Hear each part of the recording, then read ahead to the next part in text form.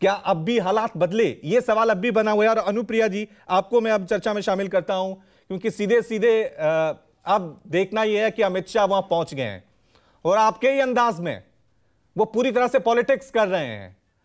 जब जेडीयू और बीजेपी वहां पे थी तो अगड़ी और पिछड़ी जाति का एक कॉम्बिनेशन बना हुआ था। अब बीजेपी अपने तरीके से पिछड़ों को साधने की कोशिश कर रही है और आप उनका दौरा रद्द कर रहे हैं।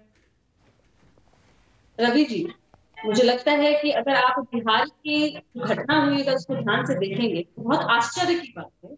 और साथ ही साथ कि अमित शाह जी के दौरों को अगर मैं देखूं, ये एनडीए से जब हटे हैं उसके बाद में इनकी चौथी इनकी यात्रा है।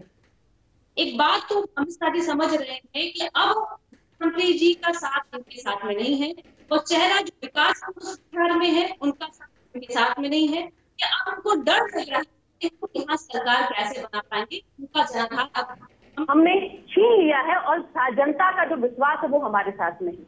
ये चौथी जो दौरे है, मुझे लगता है कि एक डर है बीजेपी के अंदर में, और यह डर यह है कि इनको अपने नेताओं पे, बीजेपी के बिहार भाजपा के नेताओं पे अमित शाह जी को भरोसा नहीं है। उनको लगता है कि बिहार की भाजपा की टीम काबिल नहीं है कि वह सरकार को बना पाए, क्योंकि इनको एक चेहरा चाहिए था सरकार बनाने के लिए, और वह नीतीश कुमार जी थे। इनके शासनकाल में जो शासन की सरकार है वो चल रही थी, लेकिन अब इनकी चिंता, जैसे कि आपके सहयोगी यहाँ पे राजीव जी कह रहे थे, कि एक चीज देखने की बात है कि बिहार, बंगाल और जिस तरह की हिंसा की बात कर रहे थे जयराम विप्लव जी, तो इस तरह से बैठ के झूठ बोल रहे थे। गुजरात का एक बार भी नाम ले लिया। मुझे लगता है कि जिस हक से वो पूछ रहे थे कि बिहार की सरकार को या बंगाल की सरकार को अपनी सरकार इस्तीफा देना चाहिए, तो गुजरात में क्या हुआ था मैं आपको बता दूं। यह बिहार में सुशासन की सरकार है और यहाँ कभी भी हम गुजरात का गोदरा बनने नहीं देंगे, क्योंकि जिस तरह से आपने झूठ फैलाने का प्रयास किया है सासाराम में। मैं एक बात बता दूं आपके चैनल के माध्यम से देश की जनता को, कि सासाराम का कार्यक्रम इन्होंने अपने जनाधार या इनकी भीड़ कम होने के कारण इन्होंने रद्द किया है, क्योंकि वहां पे 2 एसपी, 8 डीएसपी, 1600 जवान इनके तैनात थे और इनके नित्यानंद राय जी और अमित शाह जी खुद डायरेक्ट सारे पुलिस कर्मियों से ये कांटेक्ट में थे और उन्होंने आश्वासन दिया कि सर यहाँ किसी भी तरह की अनुप्रिया जी, अगर किसी भी राज्य में कानून व्यवस्था बिगड़ती है, हिंसा होती है, तो उसकी पहली जिम्मेदारी सरकार की होती है। और आप तो पहले से ही आरोप लगा रहे थे ऐसा होगा, फिर ऐसा होने कैसे दिया? उसके लिए तो आप ही जिम्मेदार हुए ना, सरकार ही जिम्मेदार हुई। नहीं, सरकार जिम्मेदारी में बता रही हूँ कि जिस तरह की सुरक्षा में आप एक चीज देखिए, हमारे यहाँ रामनवमी की यात्रा के अगले दिन सासाराम और नवादा नहीं हुआ, और आश्चर्य की बात है उसी जगह हुआ जहाँ पे अमित शाह जी का रैली होना था।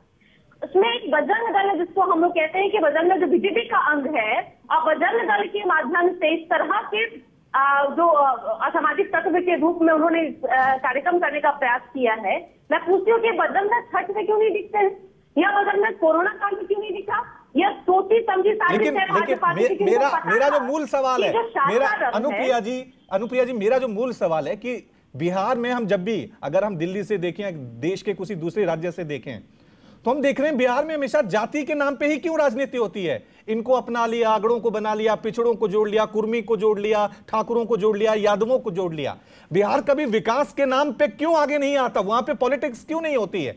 इस बात को लेकर तो सवाल उठेगा ना। ज्योति कुमार सिंह रवि जी, मैं आपको मैं आपको इस बात का खंडन करती हूँ। कभी भी हमारे नेता ने जाति धर्म की राजनीति नहीं की है, हमने विकास की राजनीति की है। हमने सभी धर्म जाति को एक सम्मान माना है, और जगह बिहार में 17 साल से हमारा शासनकाल रहा है, तो हमने कार्य के आधार पर रहा है। हमारे 7 निश्चय है, जिसको 7 निश्चय के आधार पर हमने 2015 में चुनाव लड़ा था, और यही चमत्कारी चेहरा जो प्रधानमंत्री जी का था उसको हमने धराशायी किया था। यही डर जो है इनको पता है कि बिहार में इनकी सरकार नहीं बनने अनुप्रिया जी, लेकिन विधानसभा का चुनाव आपने जिस बीजेपी पे आप आरोप लगा रही हैं उसी के साथ मिलकर लड़ा था। लोकसभा का चुनाव जो पिछला हुआ है उसी बीजेपी के साथ मिलकर लड़ा था। तो मैं वही कह रहा हूं ना कि बिहार की राजनीति में अनिश्चितताएं बनी हुई, ये हम चुनाव इनके दम पे नहीं लड़ते, ये हमारे साथ चुनाव लड़ रहे थे। और ये विडंबना देखिए कि भाजपा के अंदर कोई भी नेता, अच्छा, आपके साथ जबरदस्ती चिपके हुए थे, ठीक है, उन्होंने जेडीयू और आरजेडी से, ठीक है। ज्योति कुमार सिंह, नमस्कार, मैं हूं मानक गुप्ता। अगर आपको हमारा ये वीडियो पसंद आया हो तो इसे लाइक और शेयर जरूर करें, और हाँ, हमें सब्सक्राइब और फॉलो करना ना भूलें, ताकि आप देश और दुनिया की कोई खबर मिस ना करें। तो जुड़े रहिए हमारे साथ और देखते रहिए न्यूज़ 24।